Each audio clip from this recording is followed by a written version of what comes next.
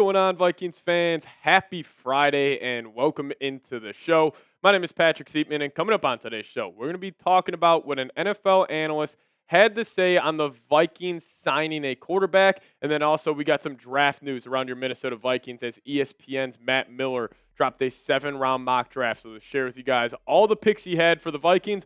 But before we dive into it, I want to give you guys an updated look here at a race to 100 subscribers as we are taking on a new channel here at Chat Sports, and that being the Packers Report. Now, we have a 4-sub lead, and we're going to have videos going out at the exact same time today. So we just need, 14 of you guys to hit that subscribe button here early on today's show, and hopefully we can cross over and win this little sub battle we got going on at the Packers Report. So hit that subscribe button today, and let's dive into the update we have on the Vikings potentially signing Ryan Tannehill. Now, I will fully say this is a move that's not going to come until after the NFL draft. Kwesi Adofo-Mensah talked about that. They are very aware of the comp pick situation where the Vikings are in line to get a 3rd and a 4th round comp pick. But Jeff Diamond, NFL analyst, had this to say on the Vikings bringing in Ryan Tannehill. So he said Tannehill has talked with the Vikings about the possibility of signing with them. It sounds like he wants to play again, and he should look at the Vikings as a great potential destination for his career relaunch.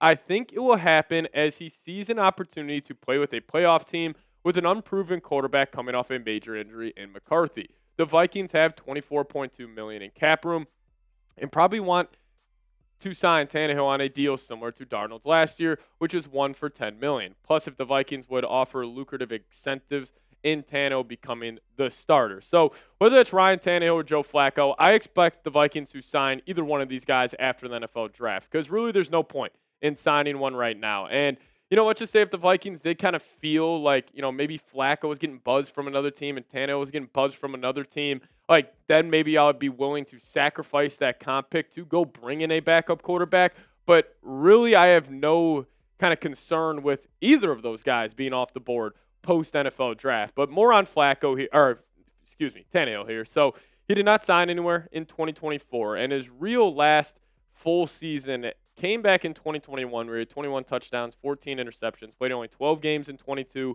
for 13 tuds, 6 picks, and then in 23, he was not good. Big reason why the Titans felt like they needed to draft Will Levis, had 4 touchdowns, 7 interceptions. But the thing I like about Tannehill is he's played in big-time playoff games with Tennessee. Even though those numbers aren't going to blow you away, just still him having that experience, and if he is that backup quarterback for J.J. McCarthy, I like that in terms of a guy who has gone through, the whole NFL playoff run. I mean, he was playing in an AFC championship where he had a 2-score lead over the Kansas City Chiefs, but still was able to put up 251.3 yards per game, 7 touchdowns, 5 interceptions. And I'll just say this. I am not worried about the backup quarterback spot anymore for the Vikings. Someone will be available, whether that's Flacco, whether that's Tannehill, whether that's maybe even a guy like Carson Wentz. If both those veteran options are not on the board, I am fine with the Vikings playing it how they did. Clearly, Kwesi loves the comp pick formula. Clearly, he's addicted to getting those, future draft picks. And, I agree with him. We talk about us just letting Sam Darnold walk out the door, which is true, and you just let Daniel Jones walk out the door. But with the 2 comp picks you're getting, just imagine if we just signed and traded Sam Darnold to the Seahawks for a 3rd-round pick, or we performed a sign and trade for Daniel Jones to the Colts for a 4th-round pick. That's necessarily what the Vikings did, and they don't want to kind of negate that process by just signing Tannehill or signing Joe Flacco, 3 weeks before they are, off the comp pick formula, which is after the NFL draft. But I'll ask you guys this. Pick a quarterback for me. If you had to pick a backup for J.J. McCarthy, give me a JF for Joe Flacco, or give me an RT for Ryan Tannehill. You guys let me know who you would have be the backup quarterback for the Minnesota Vikings. And here in just a second, we'll dive into Matt Miller's 7-round mock draft for your Minnesota Vikings. But before we do so, if you guys want to pick up QB1 J.J. McCarthy's jersey today, hit that link, chatsports.com/Vikings jersey. They're sweet. I got one myself, and trust me, you guys are going to want to rock it next season in US Bank Stadium. So click that link down below, chatsports.com/Vikings jersey. All right, let's dive into it. ESPN's Matt Miller did a full 7-round 2025 NFL mock draft. First note, what a sicko for doing a 7-round mock draft. Give credit to Matt Miller. I mean, the fact that he went through every single pick in all of the rounds. I mean, credit to him. Gave us some good content here.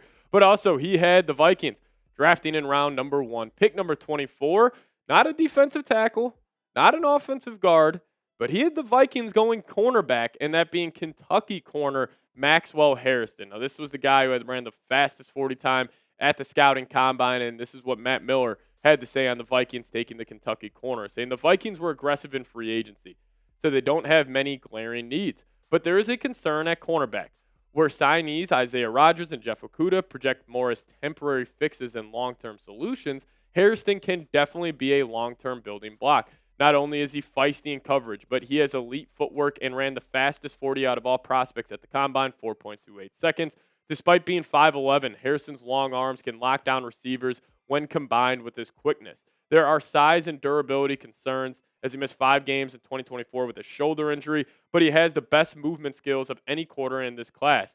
The Vikings have to get younger, faster, and better at cornerback. Hairston can help them get help them get there and boost their man coverage capabilities. Now, even though I would rather go defensive tackle in the first round, like a Kenneth Grant, Walter Nolan, and actually in this mock draft, he had Kenneth Grant falling to pick number 39. Like, I would have preferred that pick, but also with everything the Vikings have done this offseason, if they feel like Maxwell Hairston is the pick there, I'm cool with it because I would trust in Brian Flores taking his game to the next level, and you have to invest in the cornerback position. You did with bringing in re-signing Byron Murphy, Isaiah Rodgers, Jeff Okudah, but you need that young guy, and if you could put some first-round draft capital into that cornerback position, I think it would all end up working out. But let's kick it to round 3 here, where he had the Vikings going offensive guard, Jalen Rivers.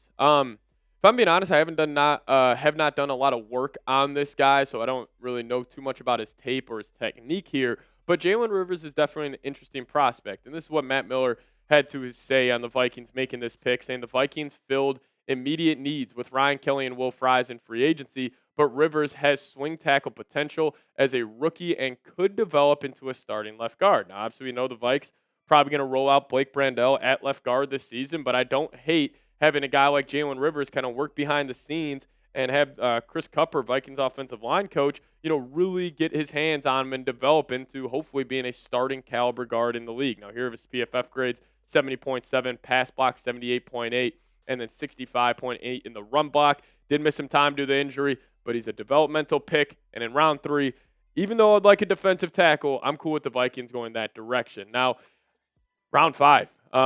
This man ran one of the slowest 40 times at his pro day in Miami. I think it was around 4.8 or 4.9, but they had the Vikings going wide receiver Xavier Restrepo here. Now, this guy's a really good football player. He may not be an athlete. He is a typical slot guy.